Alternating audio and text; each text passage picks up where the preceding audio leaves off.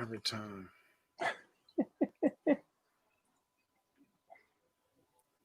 All right.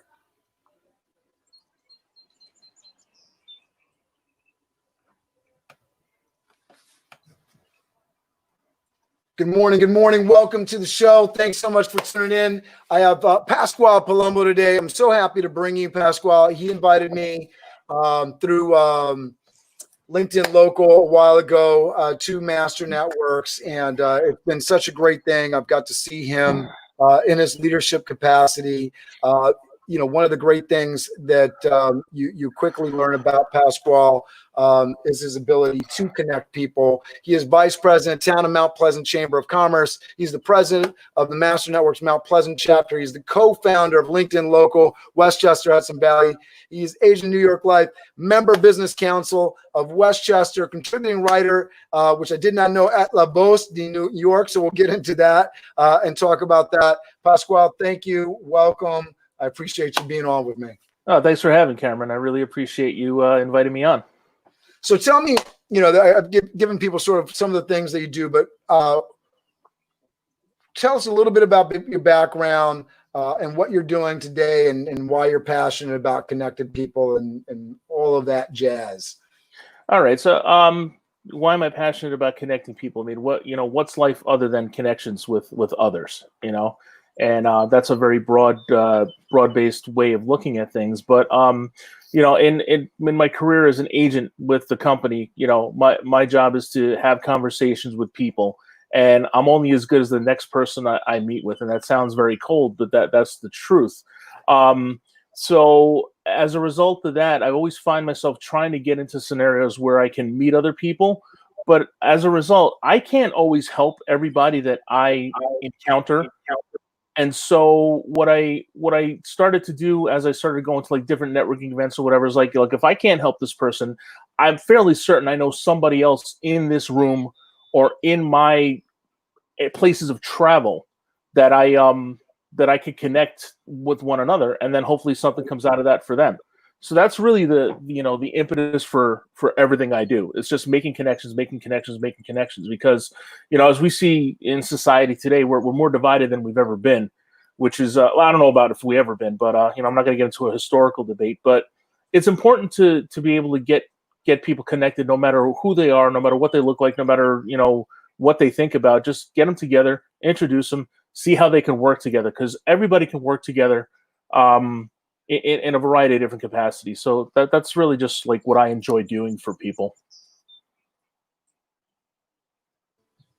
So. Yeah, no, absolutely. I love that, you have that attitude about bringing people together. You've created a really great chapter at Mount Pleasant for Master Networks. I want to talk about some of these different things that you're doing, and then I'll come back and focus on Master Networks, which is the thing that I know most about your life. But I want to hear about some of the other things that are going in. So one of the things that really popped out to me is your guest writer at Voce in New York. So talk to us about that and some of the other commitments that you have on your plate. Yeah, so that's La Voce de New York. It's not Spanish. Voce, it's Italian. Okay, La Voce. It's Italian. So in one of my past lives, I was an academic. I was a graduate student at Lehman College. In the English department there. I have 2 master's degrees from Lehman. The second one I got was my Master of Arts in English Literature, and the chair of the department was also my mentor down there. That's Grace Russo-Bellaro, and she's just a wonderful influence on me. She's like a second mom. She always said, "Oh, you're just like my son," and so that's the nature of the relationship we had. Very contentious, but also very loving.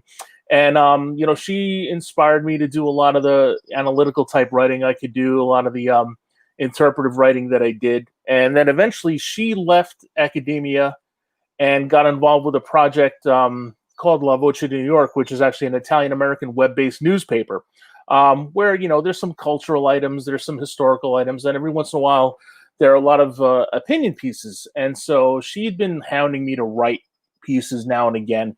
And, I was like, maybe I'll get around to it. Maybe I don't know. And then there were a couple of articles, I want to say about a year and a half ago, that addressed like, what does it mean to be an Italian American? And, I'm first generation, but I'm also fourth generation. That's a long story.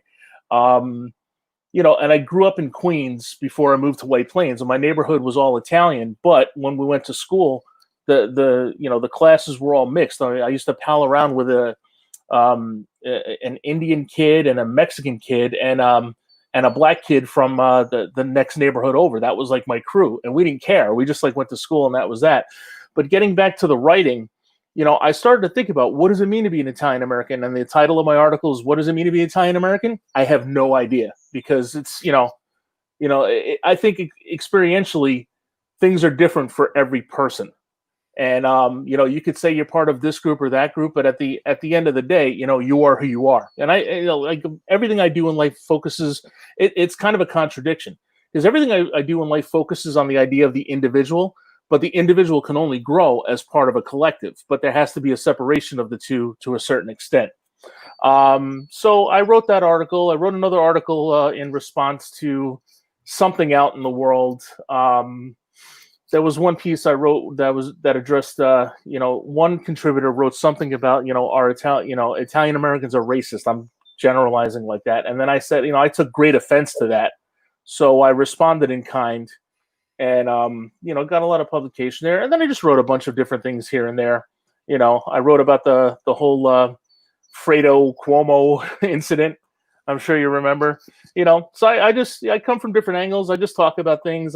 People know where I stand on certain issues, but I'm always open to criticism. I'm always open to conversation. And that's the whole part. It's conversation. It's about really just, getting ideas out there. So look, I'm not going to change your mind. You're not going to change my mind, but it's more important to me to understand where you're coming from. I don't necessarily have to change your mind, but I want to understand where you're coming from, and that's part of like my academic background. Yeah, talk to us about the academic background. So what did you do in academia?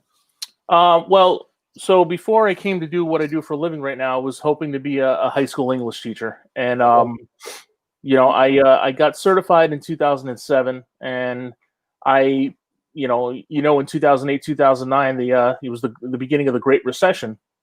And so, I had been trying to get permanent employment for a while, going along the way. And while I was doing that, I was continuing my academic studies, because that's sort of the thing you do as a teacher. Right.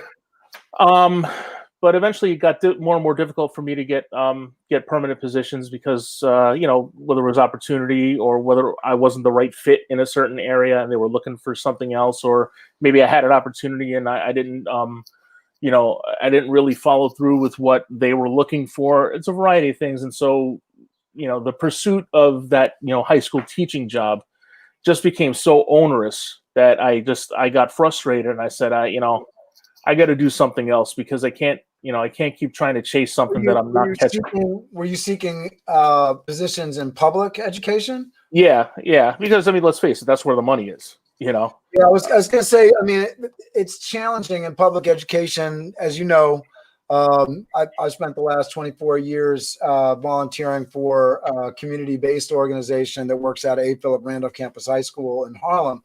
Mm-hmm. And while I love education and I love helping and I love advising, I love keeping folks accountable and doing all the things that I know were important for me as a high school that I might not have received as a student. Dealing with some of the cultural challenges that are created, in the Department of Education in New York City in particular, which is where my experience is. And you got sort of people almost at each other's throats in a lot of different ways, with administration versus teachers versus administration, DOE versus everybody. It's just look,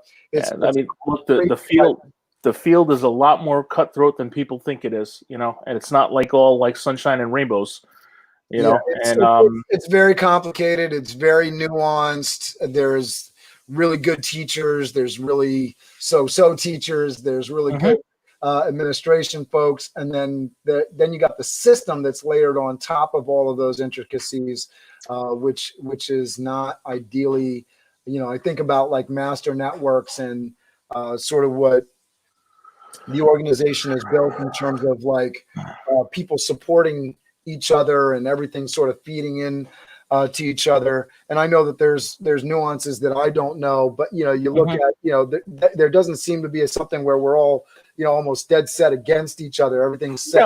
No, I don't think so. But I think one of the great things about Master Networks for me is the idea that it is learning based, and that for me personally, that comes out of a natural intellectual curiosity about things. Life, being a lifelong learner. The greatest mind of the last 5,000 years, Socrates, always said, "I know that I don't know." You're never a pure expert in something. There's always some other thing that you could learn about any topic. Even if you know every last thing, there's always something else. And the best people in life are the people that continue to try to ask questions. What do I know? How do I get better? Can I teach myself? If I can't teach myself, who do I turn to learn something new about this particular topic? Yeah, absolutely. I want to say hello to Nancy and Caroline, who are checking in, both folks from the Master Networks. Please share out the feed. Anybody that's watching, I was trying to share stuff out before and having difficulty with it. So Caroline, please share it around. I appreciate the help this morning. We all have our days. Sure we do.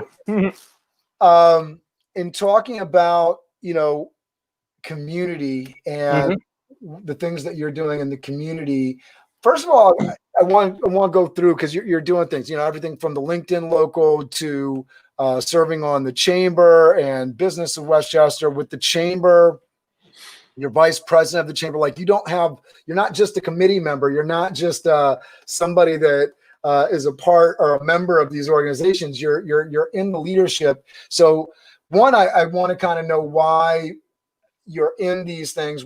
How does it serve you? And then how do you deal with all of the different time demands and challenges of being in leadership in these different organizations? Okay, so I'll answer the second question first. I have no idea. It just gets done. It just gets done. I don't know. But in terms of getting involved, like anything else, the more involved you are at the community level, if you're in business, the more just at the granular level, the more people you're going to be exposed to meeting.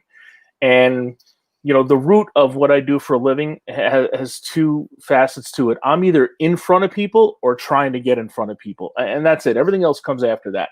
So how can I best get in front of people that live within the community? All right, well, I'm a business professional.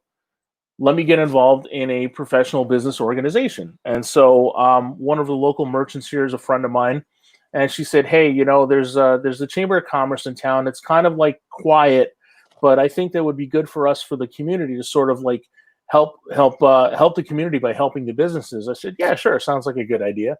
So I got involved, and we brought other business owners in, and we started slowly building the chamber back up to a pretty prominent level, and we got active.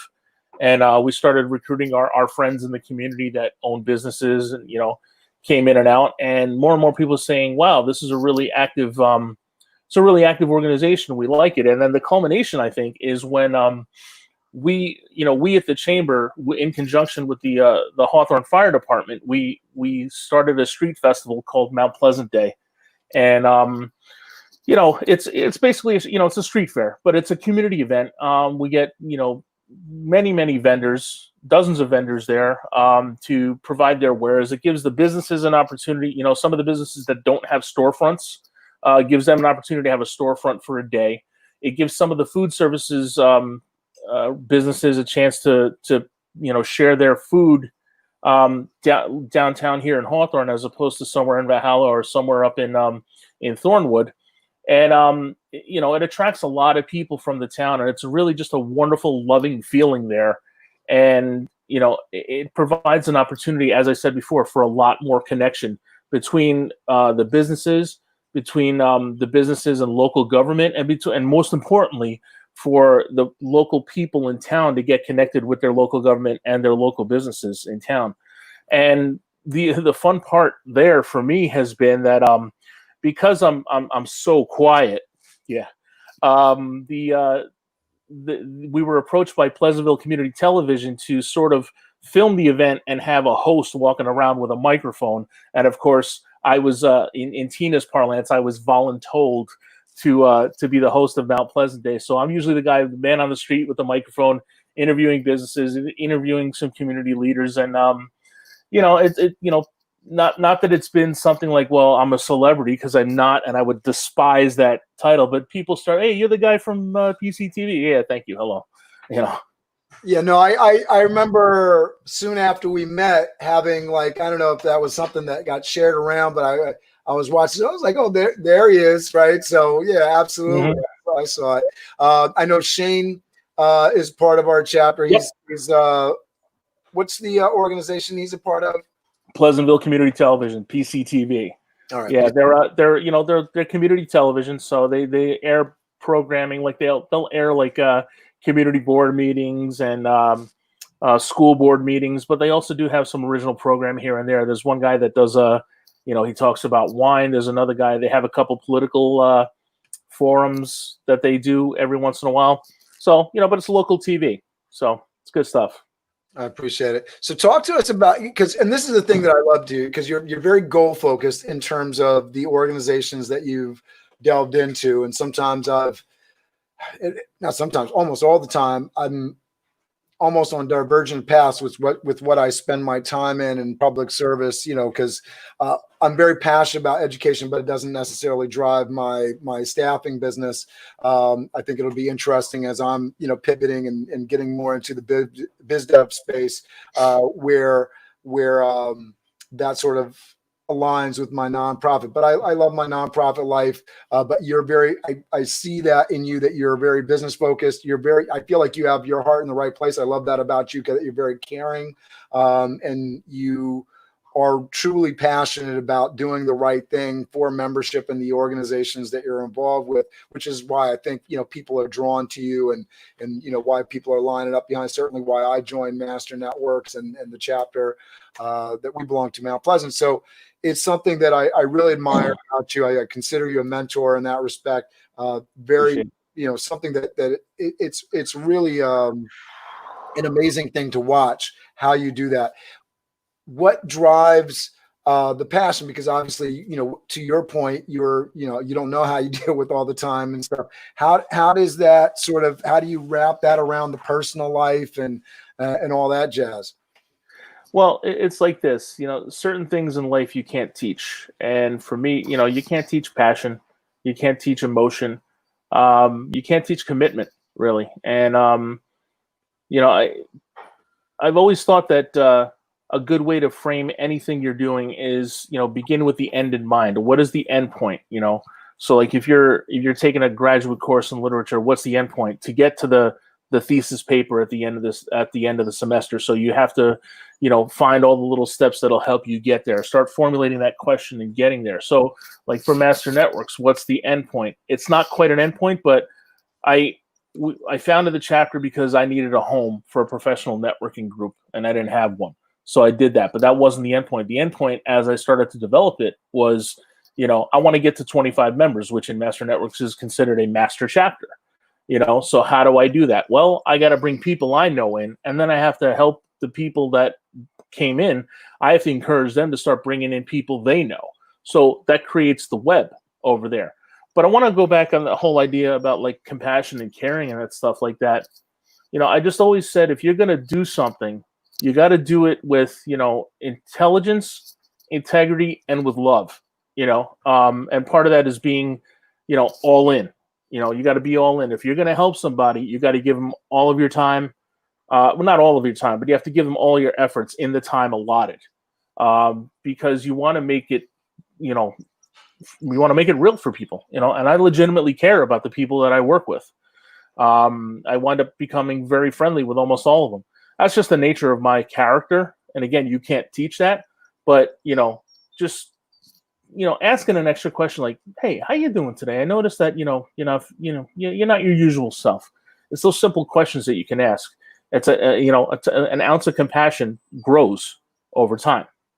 So I mean, it's difficult for me to sort of like really crystallize it and put it into a formula and write a book and say, well, this is how you care about people. I don't know. You just have to be like born with it. So you heard it here. It's difficult, but the book is coming. All right. Yeah. Okay. Forward by Cameron Toth.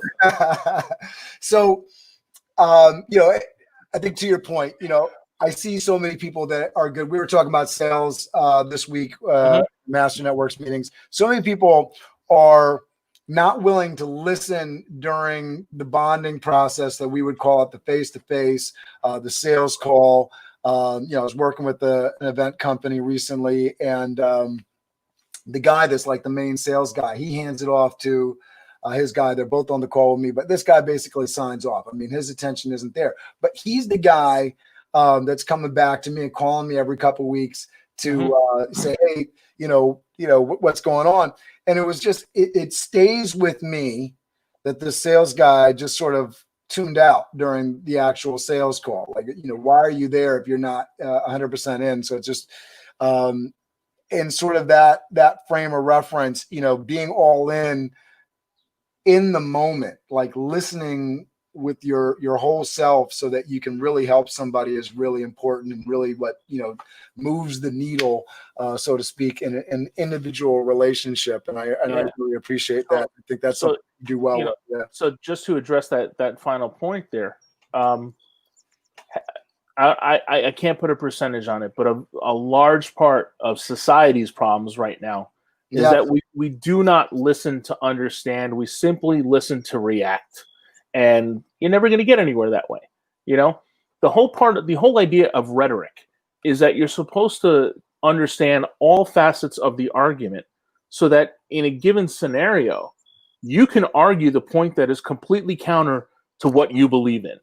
And until we get to a level of understanding where, you know, we get away from, no, but that's wrong because no. Okay, I understand what you're saying, or maybe I don't understand what you're saying. Can you explain to me a little bit?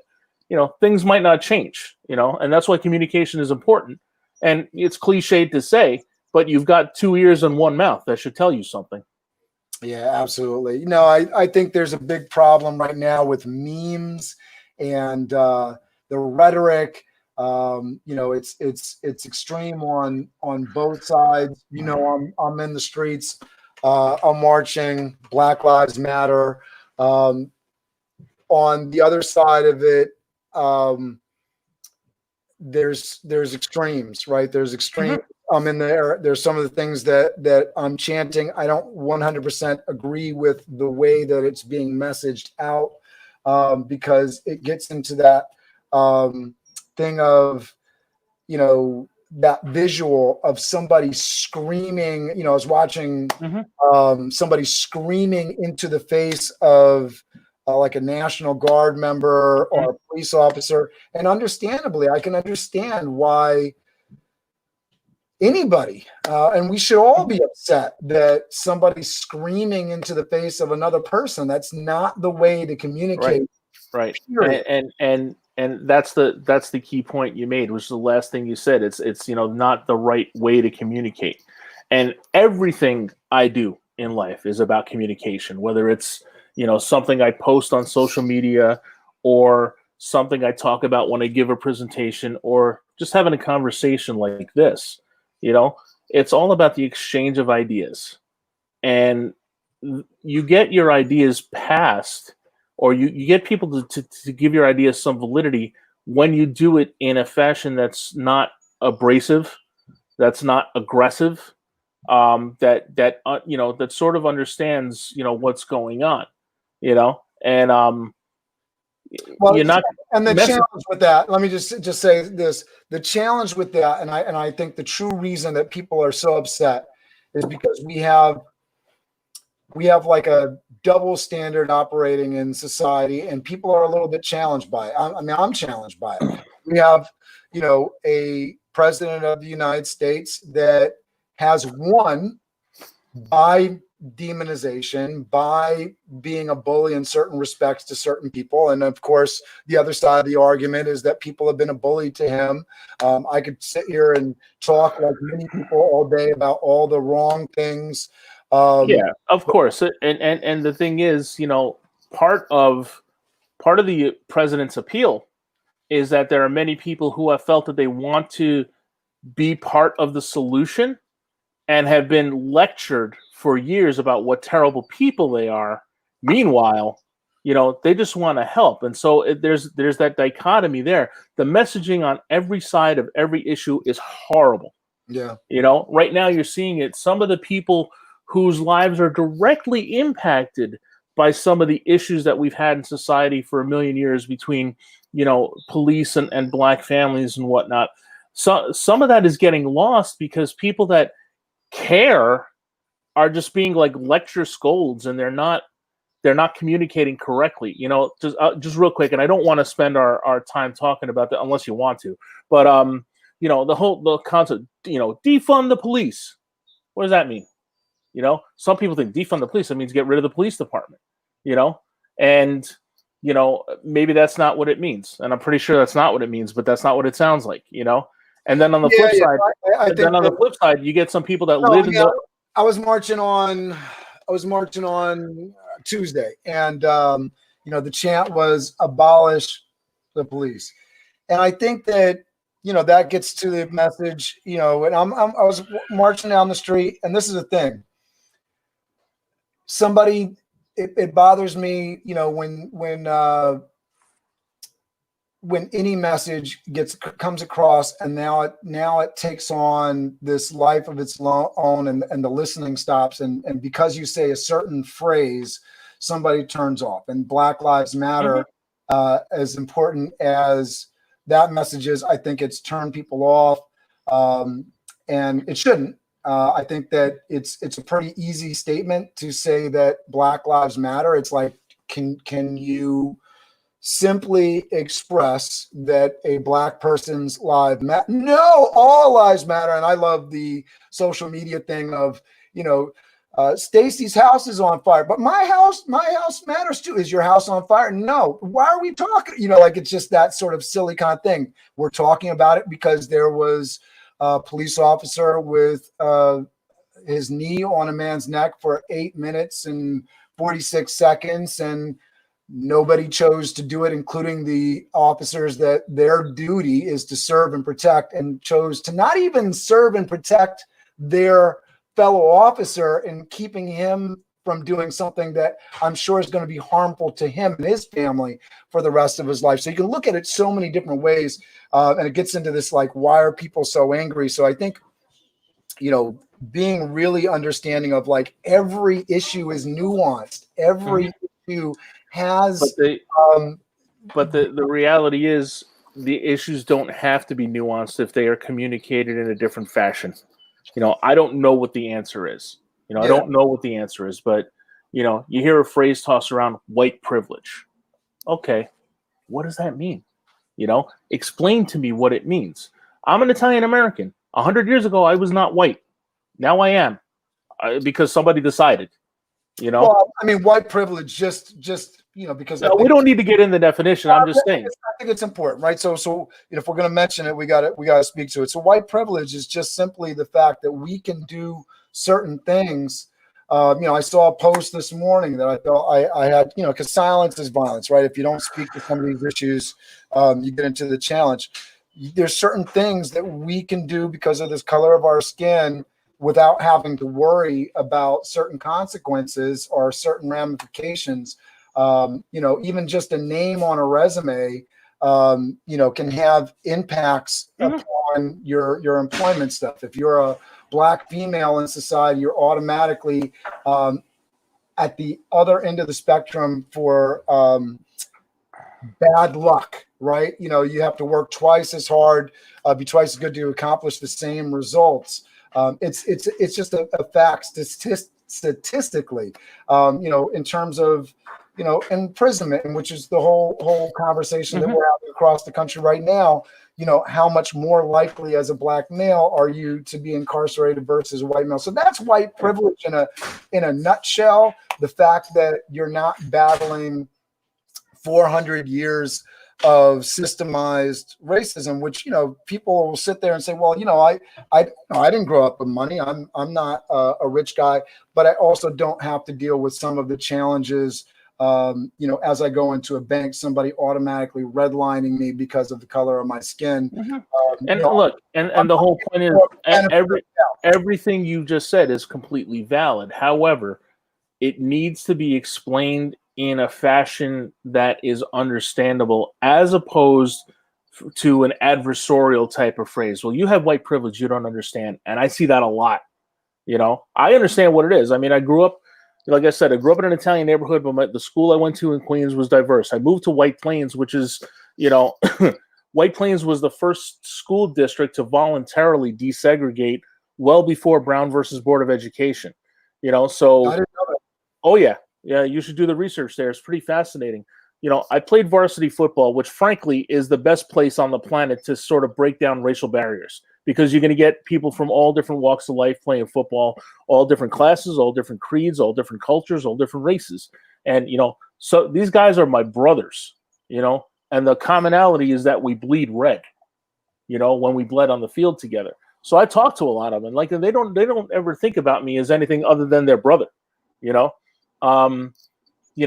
but there are some people that didn't grow up in that fashion. They weren't fortunate, to be able to understand that there are differences for a lot of reasons.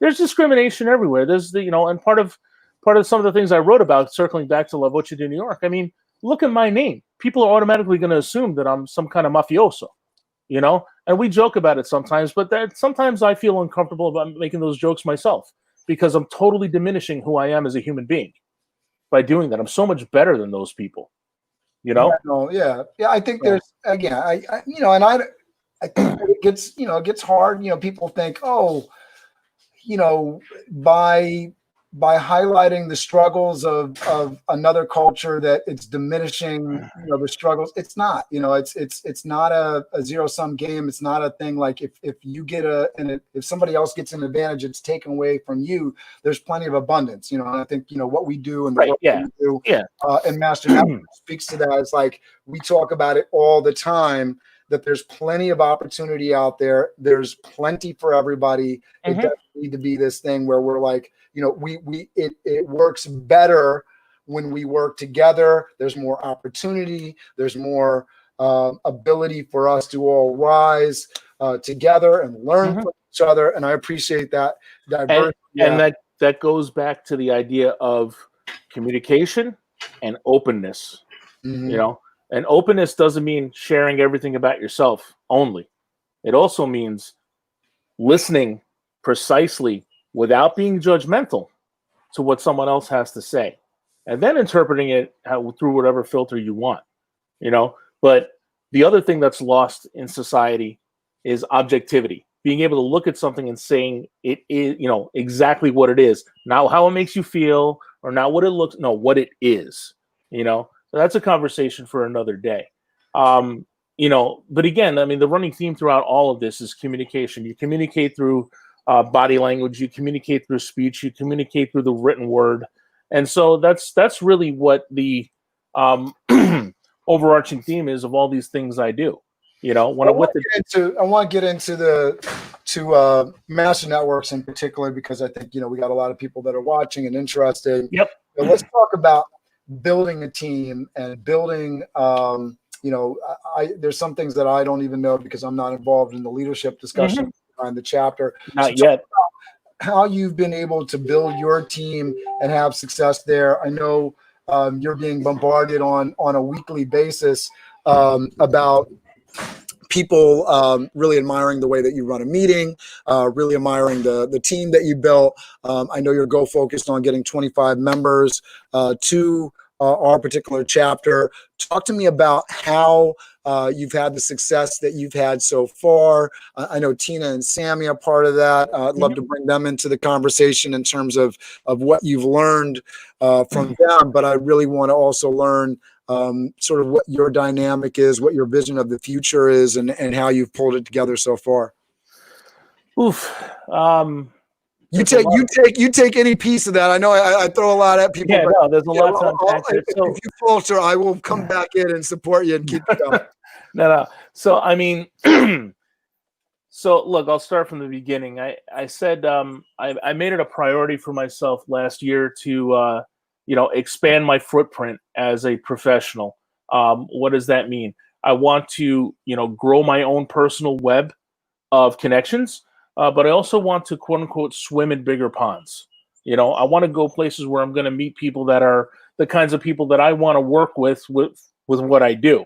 So I decided on two things. I said, let me see if there's another professional organization that I could join that, you know, automatically puts me in a scenario where I can just meet a ton of people all the time. And that was the Business Council of Westchester. So I went to an event over there, and I said, okay, no, this is a good place for me to be in. And I've already made some great connections there. But on a more personal level, I said, look, I know that you're only as successful as the people you surround yourself with on a regular basis. And so I said, okay, I have to form some kind of professional networking chapter. And I was involved with Master Network several years ago with Tina. It was, and we would be sitting in a room down in the basement of our office building.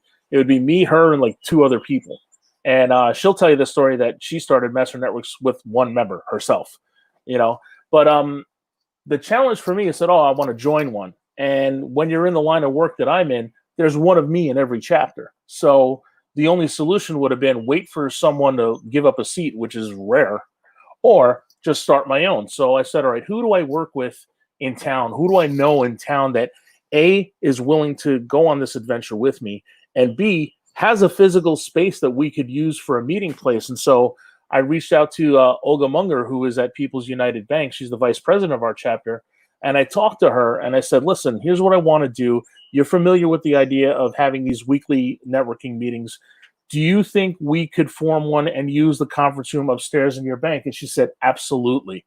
And so we went up there and we started brainstorming who are the people that we know and we work with that would be, worthwhile of having in this group. So with the ways Tina and Sammy try to encourage the growth of groups is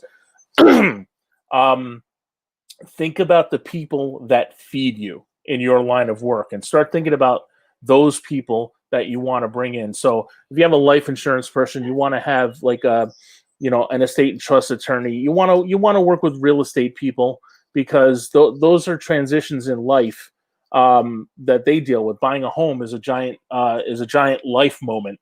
And that's a moment where a life insurance person should have a new conversation. You want to have an accountant because there's always something involved on the financial side. So on and so forth. You start thinking about the people that are going to support your business by helping their clients with an introduction to you and vice versa. So we started that way. Then the other piece of it is you have to invite people to the meetings. And so you have to get into places that are going to put you in scenarios where you're going to meet people that you think might fit in well. And so I kind of started looking, every time I go somewhere and I meet someone and I start thinking, would this person fit in well in our group? I invite them. I don't just invite the whole world because I'm not really interested in putting butts in seats. I want people that are going to fit in well. So the other venture that I have is LinkedIn Local, which is another project that I'm involved in that again is involving connecting people. And at those meetings, again, you usually get some really good open-minded people at those meetings. I'm like, hey, listen, what do you do for lead generation? Well, I do this. And I go, listen, I have a professional networking group that meets every Thursday morning at 8:30 or 9 o'clock now. But, why don't you come by, check us out and see what you think. I think you might enjoy us, and then eventually the format of the meeting is so good that, two people at one of my LinkedIn locals joined our chapter. You're one of them, and Rob Genovese is the other. And let me just speak to that because I just straight up took the format of the meeting for Master Networks. And in terms of, helping community, my MPI, Meeting Professional International chapter, took that over, and we've had amazing success doing a lunch bunch program. So, being a part of a networking group like this can help, communities in so many ways. We took that format and we brought it right over to MPI, and I've, done some things that we've developed some more event kind of stuff. We've added music. We've done different presentation styles because we're in the event space, but it's still that basic idea of group meeting, taking the Zoom thing, flipping it on its head, using the features, doing the small breakouts where people can actually network and talk to each other and communicate. And Nancy says, I remember the basement meetings. Pasquale, thank you for never giving up and taking and growing Mount Pleasant chapter to the next level of success. And yeah, no, Nancy was there from the get-go with me and Tina and and a few other people. And Nancy's been around. Nancy's been a great supporter of our chapter as well. And she, I'm looking forward to future support from her because she's wonderful. She's one of the people that gets it. When is the next LinkedIn local? That's a good question. We tried to do one virtually, and it's one of the things that doesn't work virtually for what we're trying to accomplish. Because the whole point of LinkedIn Local was to get people off of digital platforms and into a room for some real life networking. So we tried it, and it didn't quite work. So it's temporarily paused, but we'll see. Hopefully, we'll have one. We'll have one soon. I have to talk to my my tag team partner Christine Gritman about that. Yeah, I think maybe you did it. I know you did it one time. I don't think you've done it more than once, right? Well, I mean, it's because it was just, maybe the timing wasn't great. It really was right at the beginning of the pandemic. It's not that I didn't want to be there. I think I had a conflict. So I think, especially with this kind of stuff, I mean, the magic of weekly meetings, we've been talking about with the MPI Lunch Bunch, which I started up, again, with that format. They started talking about doing something like bi-weekly or once a month. And I said, listen, if this is not a weekly kind of check-in, and you don't have sort of a population that are used to checking in this, I don't know that it's going to have that same sort of cohesion. And for anyone that is going to do a one-time event, I think it's tough, especially in this environment, because people so much, you would think pandemic, everybody's in the house, everybody's got loads of time. Not the case. No, and frankly, I think people are busier now than they were in the world, because like for some of us that have children, we were, I became a teacher again for part of the day. My wife, God bless her, she took the, she took the bull by the horns and really was at the forefront of that. But, there were certain things that she knows I'm very good at. And she was like, well, listen, you go ask daddy, he'll help you. And what are you you stop and you help your kid, Yeah, no, it's a definite challenge. You heard me just before we're going on. Write it down. We're about to broadcast live, so no, it's an interesting dynamic. I know that I'm particularly because of the industry that I'm in, but I can't imagine it's that much different no matter what industry you're in, whether it's accounting or doctor, whatever. All of the different people that are vying for the attention because they can't do these live events. Nancy's on a comment. Pasquale, do you understand the new math? No, but I will say this: my children now understand what it means to carry the one. There you go. There you go. It's an interesting thing diving into to school studies with your students. I'm actually it's kind of cool. I was going through the year-end cleaning. And there's some stuff that they're learning about that's just really, I was like, oh, wow, they're learning about that. All right, very cool. And they were learning about different things with history and everything. It's beautiful. Yep. It is pretty fascinating. There's some things that are good and some things that are like, questionable. But like it's anything else. I'm sure our parents said the same thing. Then again, our parents probably go to school, do what the teacher says. That's it. Yeah, no, it's something. My two kids, Alexandria and Lou, they're both in middle school. Alexandria just graduated from middle school, and congratulations, high honor rolls, and we're trying to keep them that way so that they can do the right thing through college. Is my claim to fame is I got two high honor roll students in middle school. Now it's can I keep them on that track and not the same errors I did in high school? Well, look, you can only you can guide them. You can't force them. So to that point, we didn't really get into how you organize your chapter and what sort of your strategy is in terms of like delegating and managing, because there's different roles within these organizations. I know not only Master Networks, but you're also VP of the Chamber of Commerce. So talk to me about how you sort of manage the roles and handle your responsibilities. Well, I mean, the one thing I want to say, going back before I say anything else, is that I'm only as good as the people I have in the group. I mean, I've raised my game because they have forced me to do so, and I'm happy for it, and I'm glad, and I'm grateful to have the people that I have in our chapter. And again, I hesitate to even use the phrase "my chapter." I say it almost every meeting.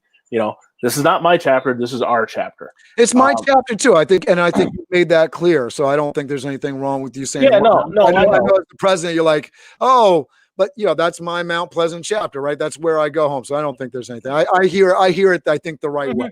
Right, but the reality is, it kind of goes back to the idea of servant leadership.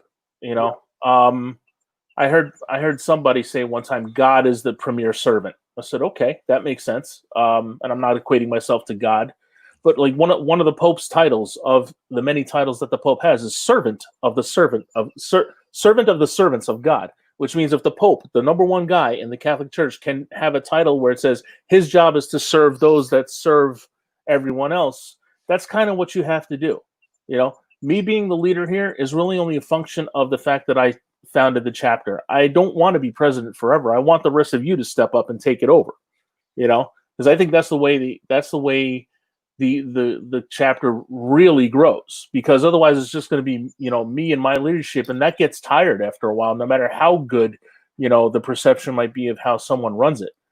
I mean, I'm still vice president in the chamber only as a matter of necessity, but I don't run the show over there. It's a different dynamic. But I've been exceptionally fortunate with the people that I have in the chapter, that, they're just all wonderful, wonderful people that care about what we do, that are all and again, using the phrase I used before, they're all in. Now some of them have been challenged to come to the meetings during pandemic because their professional responsibilities have prevented them from doing so. And I get it, and when we're back in the world, they'll be back, but they still communicate, they still contribute, they still do what they have to do. Regarding the different roles that people had, we started out, I was president by default. Olga was vice president because she was the first one to come on board with me. And then Diane Busico stepped up to say, okay, I'll be the secretary. I'm like, okay, all right, cool. And then as we started to grow, Rob Genovese gladly stepped up to become our new member advisor, which is a key position in any chapter, because you join this organization, you get all these great things, and you don't have, any guidance as to how to use all of it. So Rob has been just a hell of a help with the onboarding process with people. And so Rob's that's been great. And let me, where are we at with membership? How many members do we have? We're up to 18 right now. And so number 19 is right here. This is Mark Sibley's. Good morning, Mark. My man. So I know we share him as contact in common, but he's a local guy who is also an alum of A. Philip Randolph Campus High School, the the home base of my organization, soundbusiness.org. So he's number 19. Mark, come on, let's go. Let's get it done. He's also an alum of Finn McCool's Bar and Grill. He and I were tag team partners down there. If only we could get all of those folks to sign up. No, you don't want those people around. No, not good. So it's good stuff. But Diane was the coach, our secretary. Olga Munger, VP. Who else? And Rob. Rob Genovese is our new member advisor. Lauren Ania is our timer, which is a key role to keeping our meetings on track. We also have, then we have the subcommittees over there. You graciously volunteered to be part of training. We're going to start working on that. Danielle De Benedetto is going to be our events coordinator when we actually have events again. So we're working on it.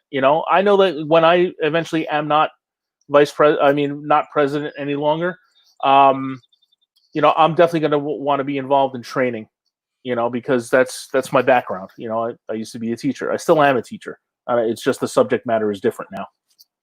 So I think that's a place where we can work on some stuff. And I think, that's a side business on the biz dev end of things. Cause I think, the space that I'm trying to get into right now, being able to take folks and train them. And you definitely have a lot to give in that area. I think a lot of people are hungry for the management skills that you bring to the table. So that's awesome.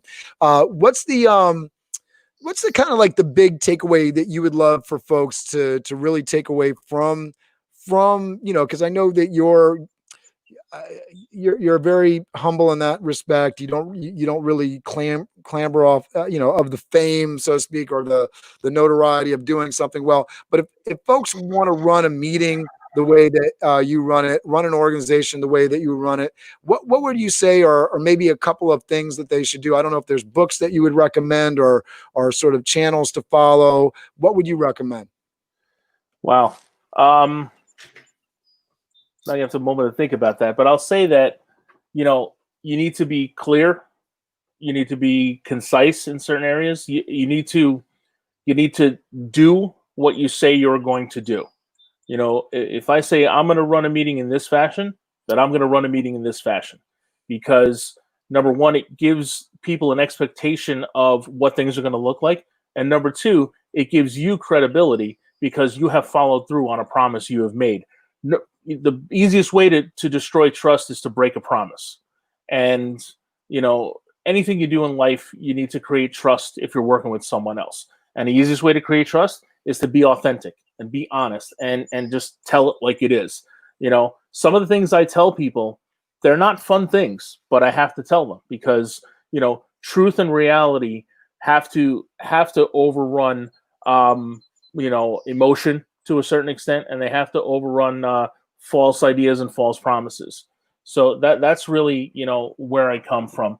And these are just, the qualities I picked up over the years, whether it was from, being a teacher and saying, okay, I'm the guy in charge right now because I have to be as in the nature of my business, or from my years coaching football where, if you're going to tell the players that we're going to do X, Y, and Z, then you have to do X, Y, and Z, because then they're not going to accept your authority. And I hate to use the phrase authority, but in the scope of things, when you're a leader, that's what happens there.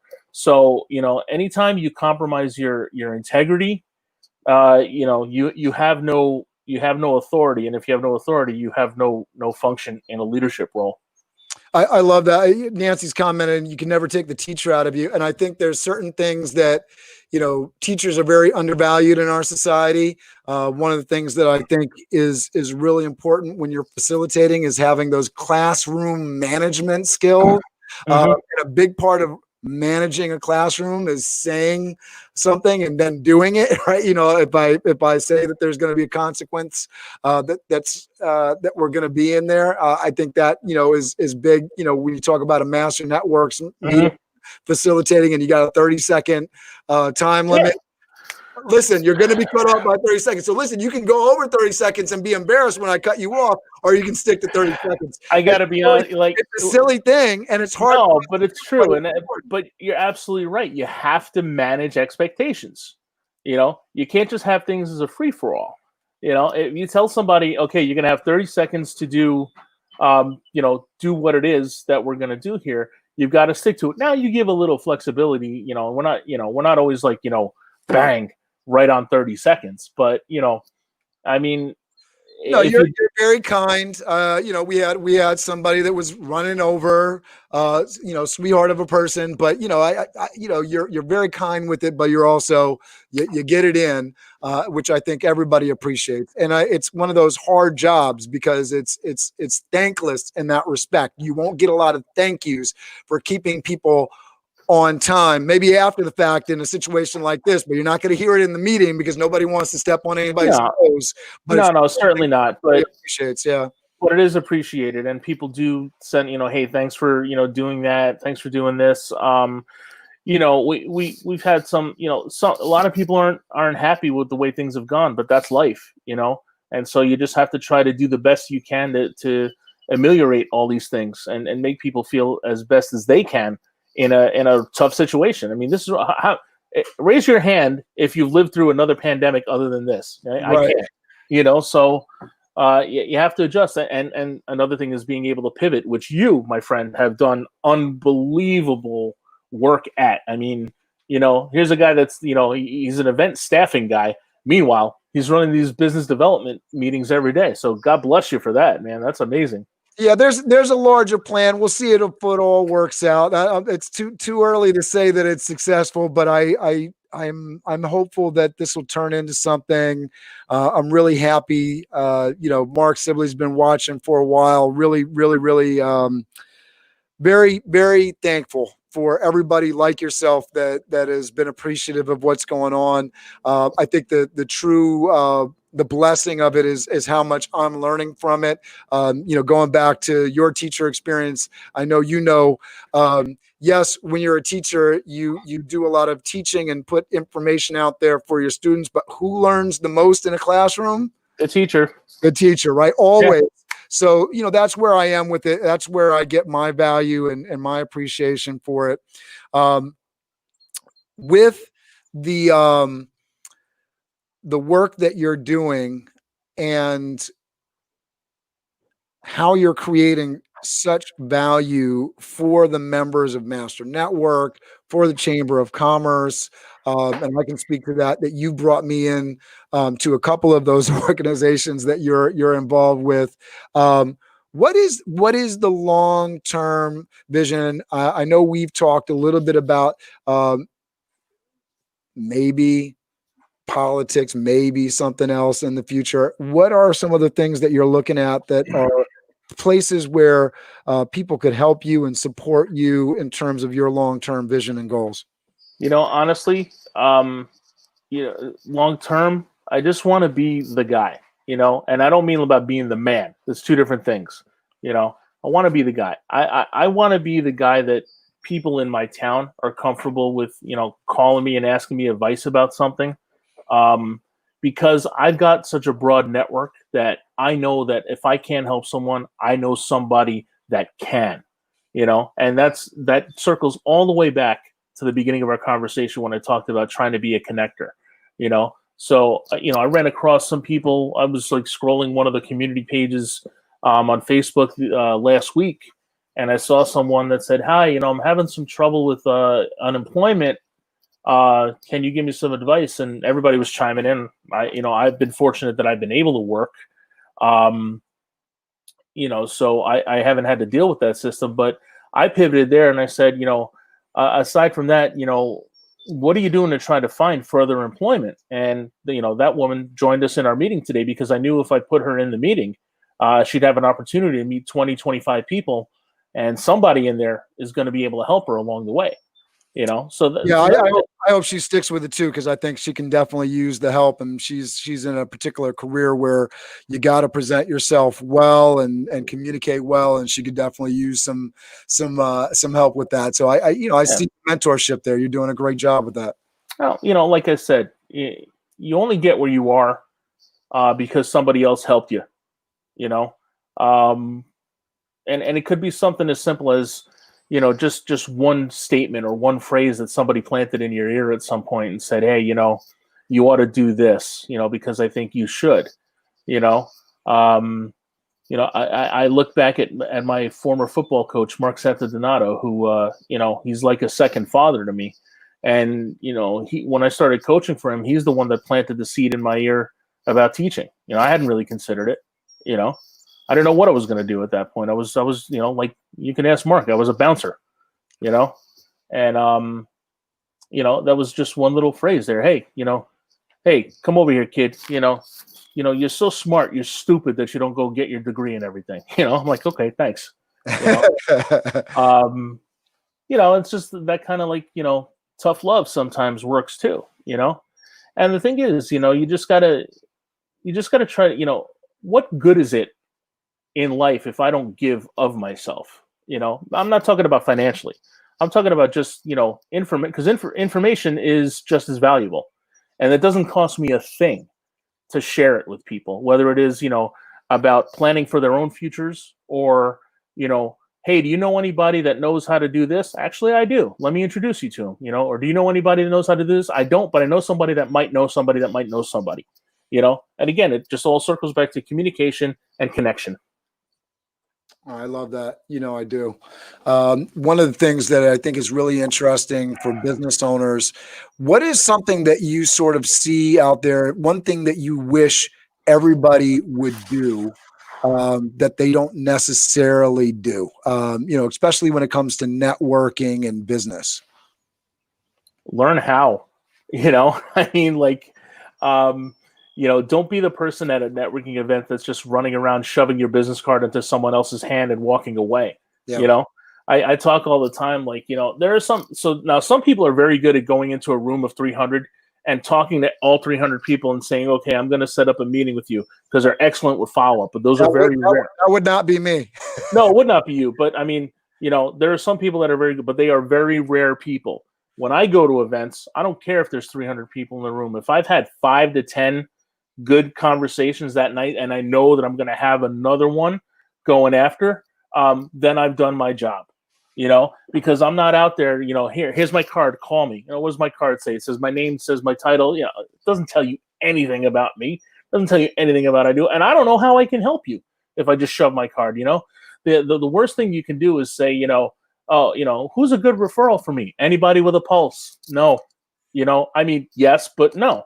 Yeah, So, that's the guy. I've literally been in a situation where somebody was walking around a funeral handing out his business card. I was like, really? I handed my business card out at a funeral home, but it was purposeful. I'll tell you that story another it's a time. different thing if somebody's asking for help, or there's a particular situation. It's another thing just to be walking around with a stack of cards. Yeah. No, I mean, I had to speak to the daughter of the guest of honor because she was the beneficiary. So, and she had, I had not made contact with her prior to the guest of honors. That's a little different. Yeah. So that was purposeful, but we talked today in the meeting about sales and why sales is such a dirty word, and it's a dirty word because too many people feel taken advantage of. Too many people feel like they've been manipulated, and you have to make the person you're selling something to, you have to make a relationship with them. I'm not selling newspapers here, where somebody coming by dropping 50 cents, and I don't even know what a newspaper costs anymore. Does anybody?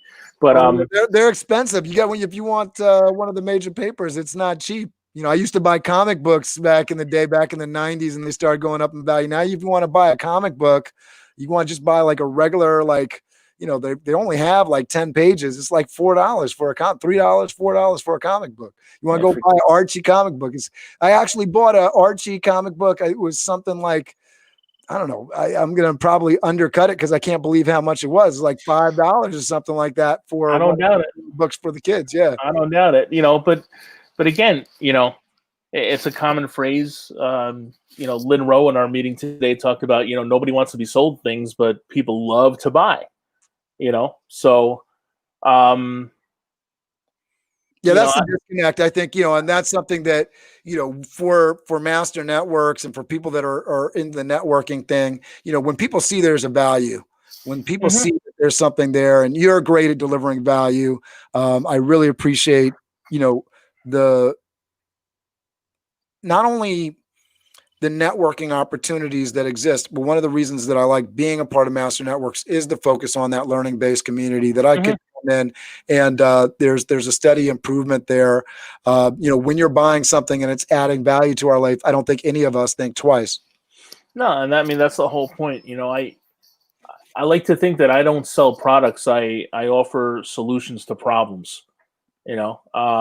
Which is, that's that's nuanced. It's a little bit of doublespeak. I don't really think it is, but the reality is, like Mark just writes, people want an experience, and I can't speak for anybody else, but I got to imagine a conversation with me can be an experience, depending upon all the different ways that I. I can say it's definitely an experience. No, absolutely. Because but the other thing is too, and I, with a little bit of self-reflection, I found that I still maintain a little bit of like childlike playfulness. I can be a goofball, and I think humor is just the greatest tool on the planet. And it's a good way to make connections. You have to make a personal connection with someone if you're gonna ask them to give you money to obtain a service that you provide. So I think it's just cool stuff to just be able to laugh at yourself more than anything else, but just laugh at the world, because world's a hard place. It'll beat you up. I think we've talked about and before too, people get into depressed state, and folks dealing with depression. I mean, these times have been very difficult. Mhm. I promise anybody we're gonna end this on a high note, but I think this is something, I know we've talked about it before, but folks get so down, and what is the remedy to dealing with being so serious. You're in the sales, you're starting a new business. I know Arlene Henry, she was saying before, Pasquale, you're a true leader. She's on here, so she's dealt with over the past year, she's starting a new business, and then we're dealing with these challenges. So wherever you are in your career, and you're dealing with whatever challenges you were, and then a pandemic hits. So Yeah. whatever was challenging and hard may have increased. And one of the reasons that I took the format from Master Networks was Master Networks, as we were walking into this new reality of pandemic, Master Networks was the bright spot for me in my week, because there was interaction, virtually, on Zoom, online meeting, but getting that dose of, hey, these are people that are moving forward. We are talking about positive action that we can take for ourselves, for our business. Let's be ready for when this thing ends. There's only one direction to move forward. To sort of mix my channel here, watching something that Dwayne Johnson, The Rock, but he's got his back against the wall, because that way you can only move forward. So having that attitude, I love, in our last live meeting, talking about our member development guy, Rob Genovese. He was one of the first voices, and that's, our culture and our community within Master Networks. Hey, we're going into some challenging times, but the folks that are working on putting their stuff together, refining what they got, promoting what they have, and working on their skills are going to come out of this so much better than everybody else that is down on themselves and not moving forward and unhappy. And when you talk about humor, right? Yep. How do you get past depression? Man, you got to laugh. You got to turn, smile. You're going to release the endorphins into your brain. So let me talk about depression. That's a whole nother conversation with me. I'm a person that lives with it. I discovered I've been fighting it for well over 30 years. Here's a little metaphor for you. When you are driving down the road of life, there is a reason that the rearview mirror is only this big as compared to the windshield. And depression is a singular focus in looking back and asking what if and what I should have done. And if you're in a car and all you're doing is staring at that rearview mirror and you're driving, what are you going to do? You're going to crash. So you have to just keep looking forward, keep looking forward and focus on areas of control, areas that you do control. You can't focus on areas of concern. You can't focus on what the governor is going to say today or what the president's going to say today. Yeah, you might like it or it might suck, and that's it. But you focus on what you control. Can I get up today? Can I put a shirt on? Can I put a tie on? Whatever. You focus on those things and you're going to be okay. And then when you talked about what can I work on right now while I'm in quarantine or whatever? I heard a speaker many, many years ago gave wonderful piece of advice. He said, when you're trying to do some self-improvement, focus on your strengths, not your weaknesses. Because if you focus on your weaknesses, all you're going to get are strong weaknesses. And so if you focus on your strengths, they will become so strong that they will eventually overcome your weaknesses. And I'm like, you know what? I really like that, because I think so many people spend so much time trying to correct their weaknesses that they get strong weaknesses and their strengths are diminished after that. So I don't think you can serve anybody if you can't serve yourself there. And one other, I'm going on aphorism time right here. I think self-care is something that's just absolutely imperative. I tell people all the time, you can't pour from an empty vessel. Yes. So you've got to realize that goes, I hate to interview, but it goes back to our listening conversation. You can't learn if you know everything. Exactly. And once again, it's the great Socrates line. I know that I don't know, so, I mean, I guess, I don't know. So Put a big bow on this thing for us, Pasquale. How can folks get in touch with you?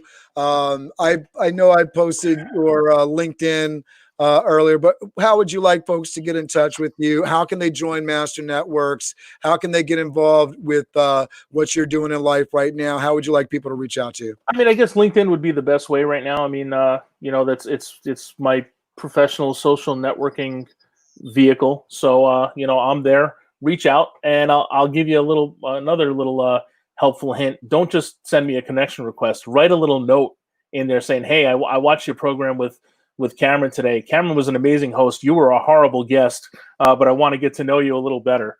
You know, 'cause, all right, that's the best way right now. And then you could Google my name, and my business website is out there. You could do that too. You can connect. You can call me, whatever, email, either way, whatever. I appreciate that. All right. So for everybody that's watching, please get in touch with Pasquale. Go to his LinkedIn. I just dropped it into the comments once again on the Toth Event Staffing page and YouTube. Just to show it off here. We'll put it up on the screen so everybody can see your lovely LinkedIn picture. Look at that. Nice. So get in touch with Pasquale. I definitely recommend getting a face-to-face with Pasquale. He's somebody that truly puts his heart into connecting people.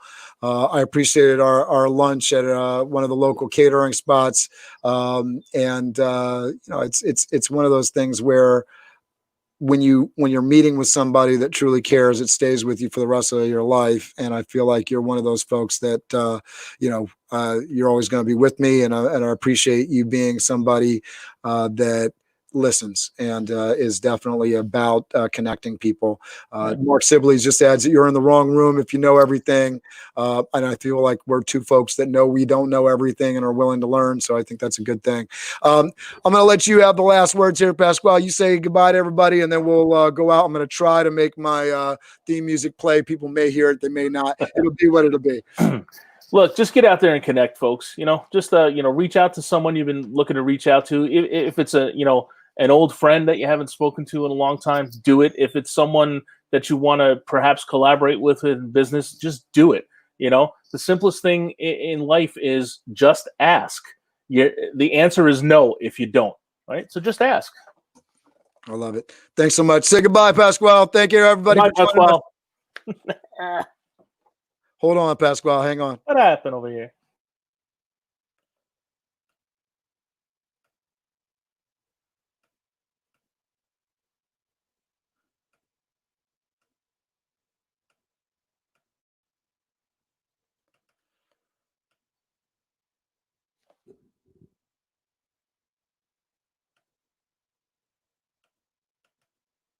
Maybe not. All right, guys. Theme music tomorrow. Be back. We have Liz King on tomorrow. She's awesome. Nancy, thanks for watching. Enjoy the rest of your day as well. Finally, the music plays. Can you hear it, Pasquale? Give me a thumbs up. All right, you can hear it. I don't know if anybody else can hear it.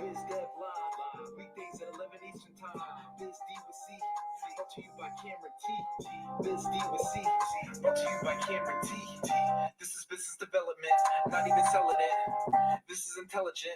If you watch it, I promise you benefit. Leadership and motivation, empathy and inspiration.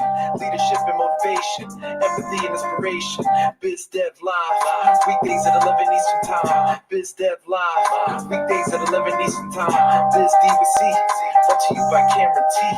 Biz D with C, brought to you by Cameron T.